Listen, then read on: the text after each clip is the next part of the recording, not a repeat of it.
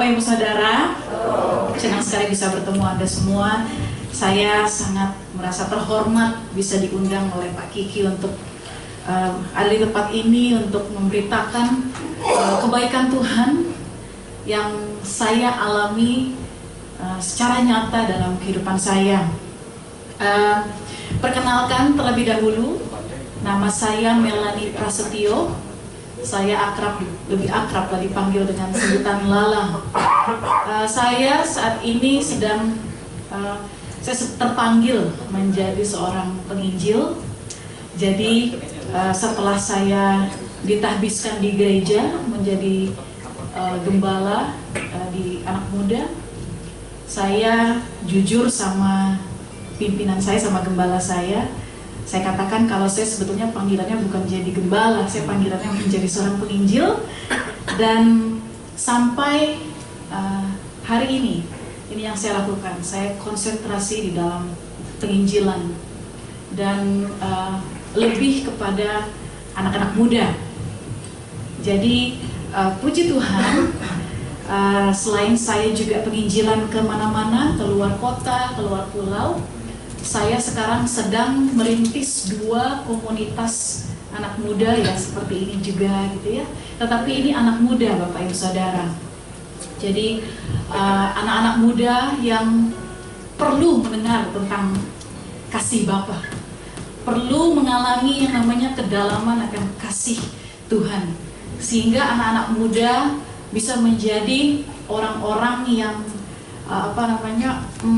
firm, yang betul-betul yakin di dalam hal apa Tuhan panggil dia, sehingga mereka tidak perlu mengikuti mimpi orang lain, tetapi mimpi yang Tuhan sudah taruh dalam kehidupan mereka. Jadi lebih juga bergerak ke dalam penginjilan juga. Ya, jadi 2 komunitas ini anak muda yang bergerak turun ke dalam penginjilan. Jadi yang pergi ke pedalaman, ke kota-kota kecil. Nah, kenapa saya kasih tahu ini sama Bapak Ibu Saudara? Supaya Anda bisa doakan kami, ya, karena ada banyak anak-anak muda yang mengalami kasih Tuhan dan mereka nggak mau simpan sendiri, tapi mereka mau terjun di penginjilan. Anak-anak muda yang mau berani menabur untuk pekerjaan Tuhan, sekalipun harus bayar tiket mahal, tapi karena ingin sekali memberitakan tentang kasih Tuhan yang mereka alami, sehingga orang-orang pun juga alami kasih Tuhan itu.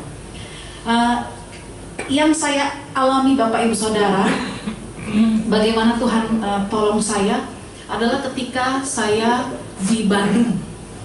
Jadi saya ini besarnya di Bandung, lahir di Jakarta, tapi sejak TK sampai kuliah saya di Bandung. Jadi sekitar 17 tahun kami sekeluarga di Bandung. Dan peristiwa ini terjadi pada waktu saya kuliah di Universitas Kristen Maranatha. Saya waktu itu ambil jurusan sastra Inggris. Nah, tahun 2001 ya. Tahun 2001 nih Bapak Ibu Saudara, saya sebenarnya dari SMP saya udah mulai bandel tuh. SMP, SMA gitu ya. Nyoba-nyoba rokok, minum-minuman keras, gonta-ganti pacar gitu lah. Hidup yang tidak mempermuliakan nama Tuhan ya. Walaupun dari kecil sudah Kristen gitu. Nah, lalu pada waktu tahun 2001 saya ketemu sama orang pintar. Nah, orang pintar ini rumahnya tepat di sebelah rumah saya. Dan karena papa saya itu dulu Muslim, lalu pindah Kristen karena menikah ya sama mama saya. Jadi the power of love ya Bapak Saudara, bisa orang pindah agama. Tetapi papa saya melakukan itu pasti hanya karena formalitas, karena untuk menikah. Sehingga kebiasaan lama beliau masih dibawa pada saat dia berumah tangga. Dan diajarkanlah anak istrinya tentang bagaimana gitu kan. Papa saya itu dari Jawa, jadi akrab dengan yang namanya sesajen gitu lah ya. Nah, jadi datang ke orang pintar hal yang biasa untuk papa saya, keluarga beliau. Nah, pas lagi di sebelah rumah itu yang tinggal adalah orang pintar. Nah, orang pintar ini bilang sama papa saya, kalau anak bapak itu mewarisi titisan dari nenek moyang bapak. Jadi bapak kelewat jatuhnya ke anak bapak yang nomor 2, yang terakhir saya. Dan menurut kami itu bukan hal yang salah waktu itu, karena saya melihat orang Peter ini baik kok gitu ya, nolongin orang. Jadi saya tuh belajar, saya dimentorin sama dia, hanya dengan syarat yang bisa dibilang sederhana. Saya harus memenuhi persyaratan, jadi ada ritual yang saya perlu lakukan. Begitu saya selesaikan ritual itu, tiba-tiba saya dapat kemampuan sihir. Nah, buat anak muda waktu itu ya, saya waktu itu usia 19 tahun, 2001. Saya merasa istimewa gitu ya. Wah, saya bisa melakukan ini, jadi saya bisa ambil barang tanpa menyentuhnya, Bapak Ibu Saudara. Barangnya yang datang ke saya, jadi hemat tenaga, gitu ya. Nah, lalu di mentoring terus sampai akhirnya kemampuan sihir itu bertambah-tambah, ya. Saya bisa sembuhin orang sakit, lalu saya bisa pergi dari satu tempat ke tempat yang lain dalam 1 detik, gitu ya. Wow. Ya, kayak rumah saya di Bintaro, kesini nih tinggal gitu aja, ya, bebas ongkos bensin. Gitu. Jadi enak banget hidup kayak begitu. Ya, saya baru dengar pada waktu saya pergi ke Kupang, ternyata juga ada model ilmu kayak gitu, orang Alor ya di daerah NTT. Nah, saya terus nikmati hal ini tanpa saya sadari saya sebenarnya sedang membuka celah untuk iblis masuk ke dalam hidup saya. Ya, karena walaupun datang ke gereja, tetapi yang ada di pikiran saya bukanlah Kristus. Yang ada di pikiran saya adalah yang hal-hal yang lain. Nah, tahun 2002, ya, tahun 2002, ketika awal 2002, bulan Januari, ketika saya pulang dari kampus, saya masuk ke kamar saya, dan ketika saya buka pintu, saya kaget ada seorang pria duduk di kasur saya. Nah, pria ini lumayan ganteng, Bapak Ibu Saudara, tetapi serem. Ya, jadi wajahnya tuh ganteng, tapi tatapan yang najis, gitu. Bisa bayangin gak ya? Nah, dia berkata kepada saya, kamu akan kujadikan permaisuriku. Nah, ketika dia bilang begitu, saya langsung merinding. Dan dia lanjutkan lagi, kalau kamu jadi permaisuriku, kita akan sama-sama buat Bandung berdarah. Nah, saya langsung tolak. Ya, sebandel-bandelnya saya tetap masih waras lah. Saya nggak mau jadi miliknya roh jahat, jin, atau apapun itu namanya. Saya masih belum tahu itu siapa. Saya cuma bilang nggak mau, gitu ya. Ketika saya tolak, dia langsung berubah wajahnya dan menghilang dari kamar saya. Nah, Bapak Ibu Saudara, sekitar 3 atau 4 hari, saya rasanya tidak tenang. Karena saya merasa setelah peristiwa di kamar saya itu, saya deg-degan, dan betul masuk di kampus ya, saya lagi jalan sama teman-teman saya, tiba-tiba ada seperti tangan yang besar yang mendorong, memegang punggung saya dan mendorong saya, dijedukkanlah saya ke dinding, gitu ya. Dan itu terjadi berkali-kali sampai akhirnya saya berdarah-darah di mana-mana. Ya, pelipis saya pecah, hidung saya berdarah, retak gitu ya, terus disiksa habis-habisan. Bapak Ibu Saudara, di kampus nih ya, di kelas saya duduk, kalau di kampus kan kursinya itu ada mejanya. Jadi tiba-tiba kursi yang saya duduki itu melayang, dan itu dilihat sama teman-teman saya di kelas. Mereka semuanya pada kaget, dosennya kaget, lalu kursinya ditahan sama teman saya, dan saya berusaha untuk keluar dari kursi. Semuanya panik. Ketika saya berhasil keluar dari kursi, langsung dilepas kursinya, dan kursinya membentur ya, siling ya. Jadi dan dosennya berkata, ya udah pulang. Jadi semenjak itu langsung perkenalah saya di kampus Maranatha tahun 2002. Bapak Ibu Saudara, ada boleh cek di sana. Ada seorang anak muda yang dikejar-kejar oleh iblis. Dan bukan hanya itu, di tubuh saya nih ya, di lengan saya rasanya kok panas gitu ya. Sampai akhirnya ada muncul tulisan Satan. Anda bisa bayangkan kayak sapi yang baru dicap gitu ya. Nah kayak gitulah, gosong, terus tulisannya Satan. Bukannya di sini, juga muncul di sini, muncul di mana-mana. Dan dosen saya, teman-teman saya melihat itu kayak memang mengerikan sekali. Jadi saya tidak pernah berpikir akan sejauh ini dampaknya ketika saya main-main dengan kuasa iblis. Dan waktu itu sangat menyesal gitu ya. Sehingga akhirnya kami mulai saya mulai down karena iblis terus-terusan serang saya, injak-injak saya. Saya diberi buta, saya tidak bisa mendengar, tuli dan bisu. Lalu saya dikasih lumpuh kaki sebelah kanan. Jadi bayangkan, buta, bisu, tuli, lumpuh, dapatnya berbeda-beda harinya, tetapi dalam satu waktu akhirnya ketutup semuanya. Ya, bagi saya waktu itu jalan keluarnya cuma dua. Saya terima lamarannya iblis yang orang-orang katakan kepada saya, itu namanya Lucifer. Ya, saya nggak pernah tahu nama itu sebelumnya. Atau yang kedua, saya bunuh diri. Nah, Bapak Ibu Saudara, satu siang saya sedang tidur di kamar, buta, bisu, tuli, gelap, sunyi, lumpuh. Saya lagi tidur. Nah, cara saya berkomunikasi dengan orang-orang sekitar adalah dengan menulis huruf demi huruf di tangan, ya. Jadi kayak lama mau makan, gitu ya. Saya tinggal gini atau gitu. Nah, waktu siang itu saya pikir saya sudah pasti saya mau bunuh diri. Saya langsung gulingkan badan saya ke lantai, jatuh, dan saya langsung seret-seret badan saya di lantai karena kan lumpuh kaki kanan. Jadi saya raba-raba, ada barang yang tajam nggak di sekitar situ? Kalau ada, langsung tusuk, selesai. Tapi ketika saya lagi meraba barang-barang yang di sekitar saya, ada tangan yang tangkap ini. Terus ditulis, ini mama. Saya pikir, wah ada mama di kamar, nggak jadi bunuh dirinya deh, nanti aja, kapan-kapan. Ketika itu mama menulis, ibu saya menulis kalimat yang panjang. Ya, biasanya kalimatnya sederhana, mau makan, mau minum. Tapi ini kalimatnya lumayan panjang. Sampai saya tangkap apa yang ibu saya tulis. Segala sesuatu indah pada waktunya. Tuhan Yesus sayang malam.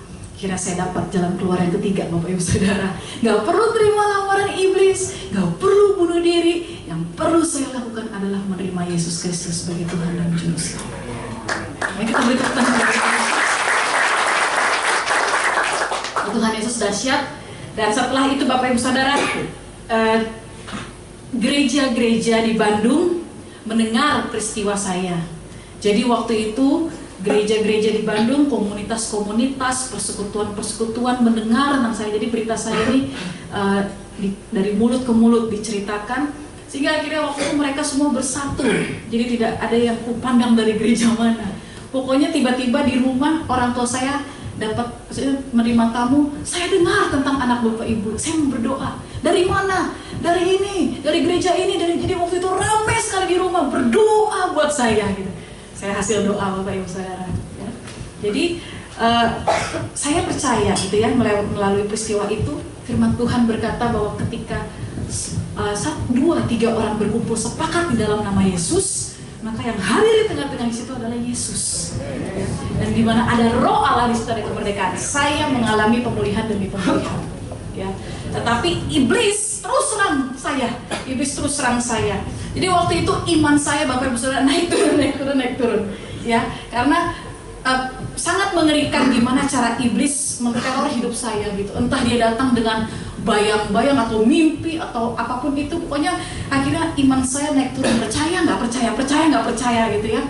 Nah, saya akan lompat aja ya, karena sangat panjang ini, saya nggak mau ambil banyak-banyak waktu Anda.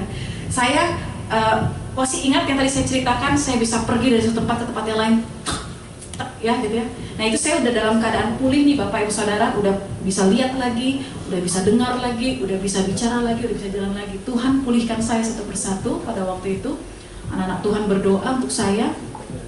Nah tiba-tiba saya ketika masuk di kamar mandi, diketok, nggak ada jawaban, sampai akhirnya didobrak pintu kamar mandinya karena udah lama sekali dan nggak ada suara. Saya hilang di dalam sana. Jadi seperti mengedipkan mata, dan ketika membukanya kembali saya di tempat lain. Jadi hidup saya jadi bulan-bulanan iblis. Ya, saya sering hilang. Makanya saya waktu itu sering masuk ke Radio Maestro di Bandung. Ya, ada anak hilang. Terakhir pakai baju ini, celana warna ini, dan lain sebagainya. Kalau ketemu tolong hubungi alamat ini, nomor telepon ini. Gitu. Jadi saya sering hilang, ditemukan sama polisi. Jadi polisi waktu itu turun tangan juga, ya, kasus saya ini karena sering hilang. Nah, hilang yang terakhir nih Bapak Ibu Saudara, ya, saya diketemukan, saya diantar ke kampus Maranatha. Nah, di Maranatha itu saya didoakan lagi, ada pendoa-pendoa syafaat yang sudah menunggu saya di sana. Lalu dijemput sama orang tua saya. Ada bapak saya, ada ibu saya, sama om saya. Masuklah saya ke mobil. Ini siang hari. Masuk ke mobil. Saya duduk di belakang. Bapak Ibu perhatikan ya, saya duduk di belakang. Saya duduk dengan ibu saya. Yang nyetir om saya, papa saya duduk di sebelahnya. Nah, itu karena siang hari, jadi ibu saya izin dari kantornya karena mau jemput saya. Jadi beliau dikembalikan lagi ke kantor karena lihat saya baik-baik aja, kan? Jadi udah, mama saya kembali bekerja, saya akhirnya sendirian kan duduk di belakang. Nah, perjalanan dilanjutkan ke rumah. Di tengah perjalanan, ayah saya tanya, Lala, mau makan tidak? Tapi saya nggak jawab. Sampai 3 kali papa saya tanya sambil nengok ke belakang, saya hilang di mobil. Ya. Sayang sekali, papa saya nggak bisa hadir.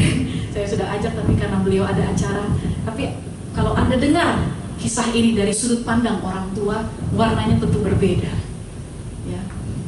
Jadi ketika itu papa lihat saya sudah hilang di mobil dalam keadaan jalan. Ya. Nah, kali ini berbeda hilangnya. Saya sadar, biasanya nih kalau saya hilang, biasanya apa ya? Saya hilang, biasanya saya sadar saya ada di daerah kayak perjalanan dari Lembang menuju Ciater gitu. Di tengah-tengah situ saya sadar, saya muncul di sana. Daerah-daerah yang kayak sepi, kayak hutan-hutan gitu ya. Nah, kali ini saya sadar saya ada di tempat yang lain, kayak tadi di mobil kok tiba-tiba di tempat lain. Ini sebuah rumah yang mewah. Di dalamnya sudah ada orang-orang dan mereka sedang berlutut di sekitar saya dan berkata, "Ratu, Ratu." Nah, pintu di depan saya terbuka. Ada pria dengan jubah hitam jalan mendekati saya. Dia menatap saya dengan tatapan yang najis. Dan mereka yang mengatakan "Ratu, Ratu" kepada saya, mereka berbalik badan, mereka mengatakan "Tuhan" ke pria ini. Lalu pria ini berkata kepada saya, "Mungkin kamu lupa, tetapi hari ini juga kamu akan kujadikan permaisuriku." Saya diangkat sama dia dan ditaruh di pundaknya, dipanggul ya, kayak gini. Jadi dibawa ke ruangan yang gelap. Saya diposisikan duduk di sebelah dia dan dia rangkul saya erat sekali. Nah, ruangan ini gelap yang saya dibawa itu. Dan saya lihat orang-orang tadi udah ganti baju, ya, jubah hitam-hitam semuanya. Dan pria ini yang di sebelah saya berkata, "Mulai."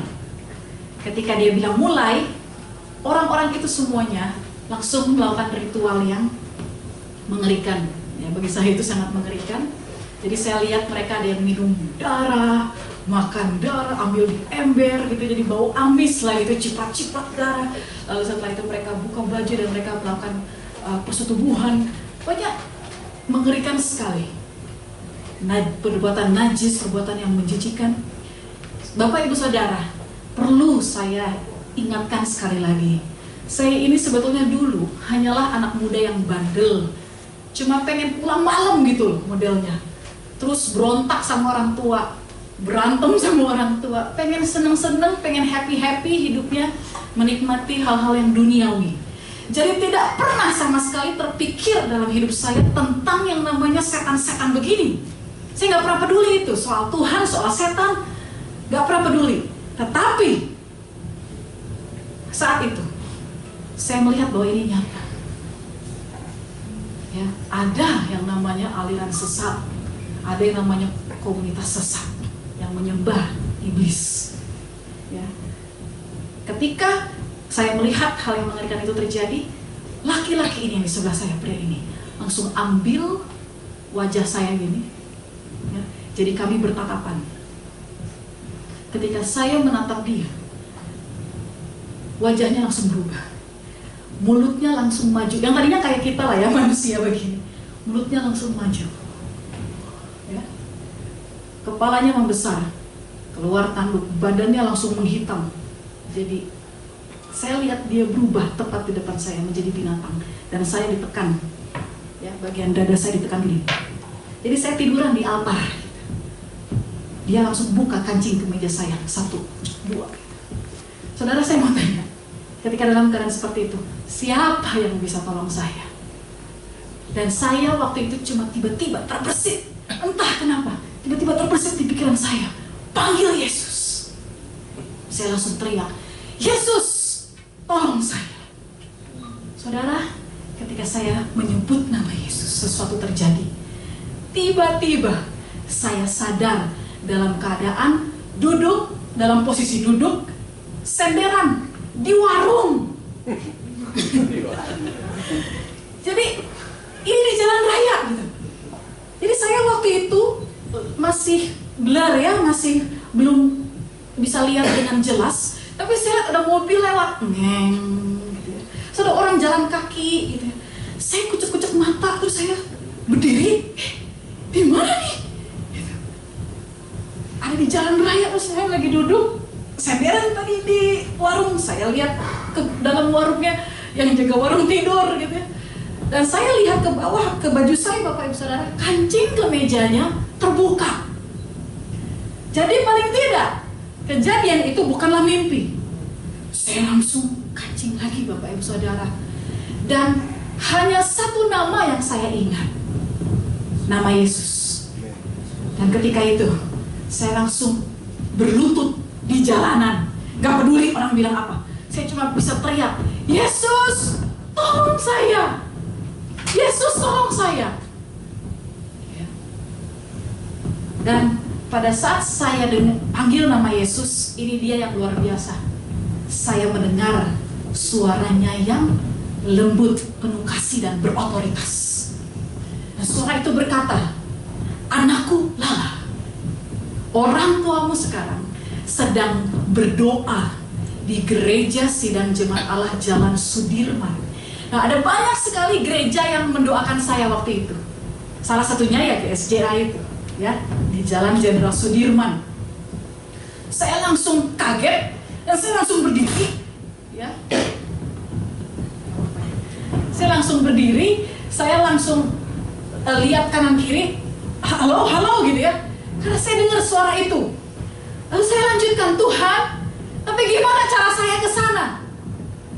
Tuhan menjawab lagi, ketahuilah, aku menyertaimu. Saya panggil-panggil lagi, dia nggak jawab. Yang saya cuma tahu adalah Gereja Sidang Jemaat Allah Jalan Jenderal Sudirman. Udah itu aja. Nah, Bapak Ibu Saudara, mungkin Anda penasaran gimana cara saya ke sana ya? Gimana cara saya bisa sampai ke sana? Nah, pada waktu saya sering hilang itu, ya, waktu saya sering hilang, orang tua saya saking pusingnya, saking bingungnya nih, tolong harap maklum. Mereka bilang kayak gini sama saya, Lala, kalau kamu hilang lagi, ingat, Papa Mama taruh kartu nama di saku celana sebelah kanan. Jadi misalnya kamu hilang, sadar ada tempat mana, langsung datengin orang yang mukanya baik-baik lah ya, atau ibu-ibu, kasih tahu, Bu, saya nggak tahu pulang kemana, ini alamat saya. Dan kalau misalkan mereka butuh dana untuk transportasi, Papa Mama taruh uang di saku celana sebelah kiri. Jadi perfecto kayaknya gitu ya. Jadi waktu itu saya datangi, ketika saya tahu gereja Sidang Jemaat Allah Jalan Sudirman, saya langsung datangi angkot, ya, di Bandung angkot, ya.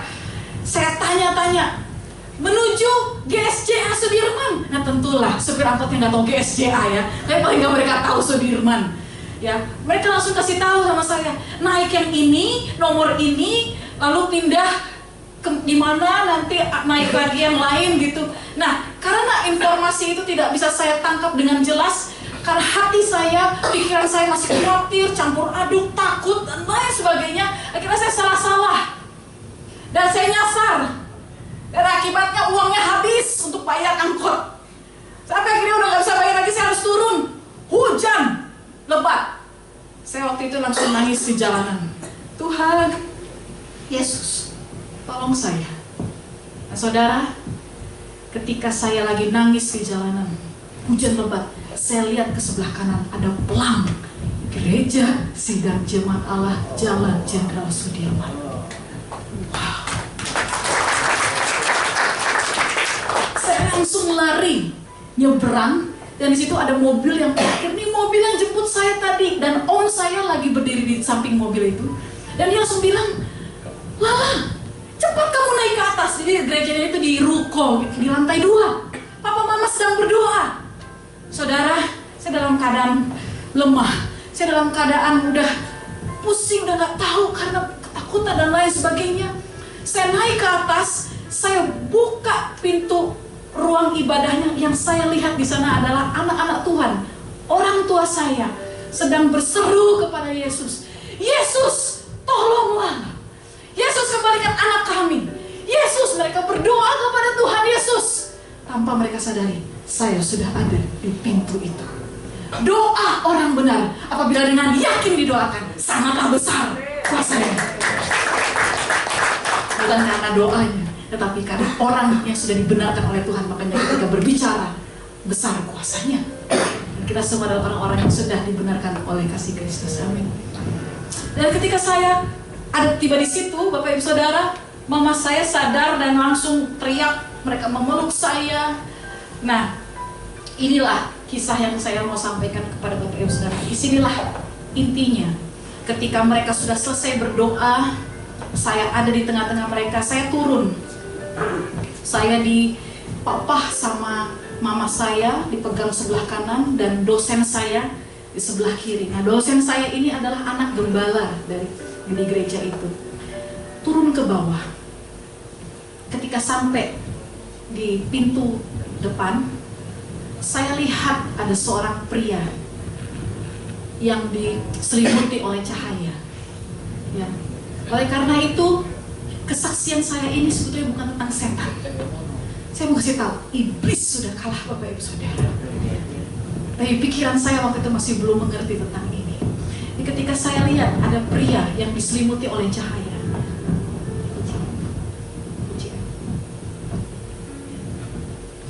saya lihat ada pria ini, saya lihat dia tersenyum.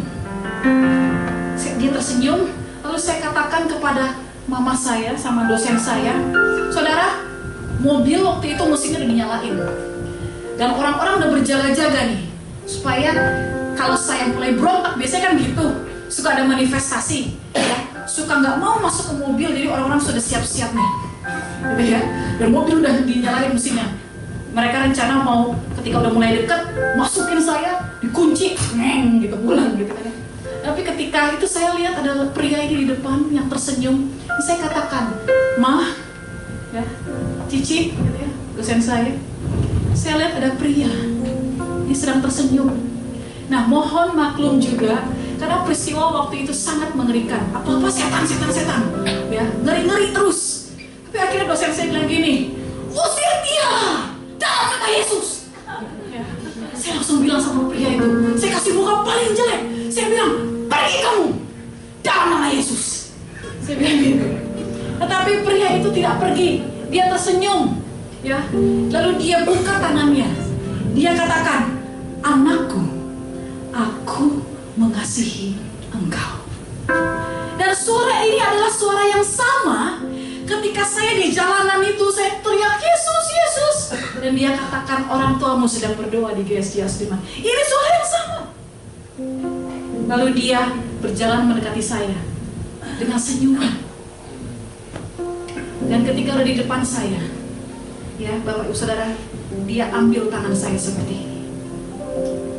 Intinya adalah pertemuan saya dengan Tuhan pada malam itu memerdekakan saya, membebaskan saya total sepenuhnya. Yesus membuktikan kepada saya, pada keluarga saya, bahwa Dia adalah Tuhan di atas segala Tuhan. Dan segala kuasa tunduk di bawah nama-Nya. Amin, Bapak Ibu Saudara. Jadi setelah peristiwa saya bertemu dengan Tuhan Yesus pada malam hari itu, ya, dan orang tua saya, jemaat di gereja pada waktu itu, mereka melihat, mereka semua merasakan bagaimana kehadiran Tuhan betul-betul mengubahkan kehidupan saya sekeluarga. Ya. Dan bukan hanya itu saja apa yang saya alami, Bapak Ibu Saudara. Ayah saya, ya, setelah itu beliau melihat dengan sendirinya bahwa kalau bukan karena Yesus, anak saya gak mungkin sembuh, anak saya gak mungkin lepas. Sehingga sejak malam itu dia mendedikasikan hidupnya sungguh-sungguh untuk Tuhan Yesus Kristus. Dan malam hari ini saya mau sampaikan kepada Bapak Ibu Saudara, apapun masalah Anda, apapun tekanan, apapun tantangan yang Anda hadapi dalam hidup ini, dengan masalah, setiap masalah itu pasti punya nama, tetapi nama itu harus tunduk di bawah nama atas segala nama. Dan Tuhan Yesus adalah Tuhan yang dahsyat, Tuhan yang luar biasa. Kita mengucap syukur, Bapa kita, Bapa yang baik, Bapa yang cinta kita, Bapa yang dahsyat. Jadi mengucap syukur malam hari ini kita bisa sama-sama menikmati kebaikan Tuhan. Dan sekali lagi saya mau ingatkan, tolong terus dukung saya di dalam doa. Tolong terus dukung saya di dalam pelayanan saya, Bapak Ibu Saudara, supaya kabar baik ini bisa disampaikan kemana-mana, sehingga mereka bisa melihat bahwa Yesus Kristuslah yang layak ditinggikan, bukan iblis, bukan apapun itu.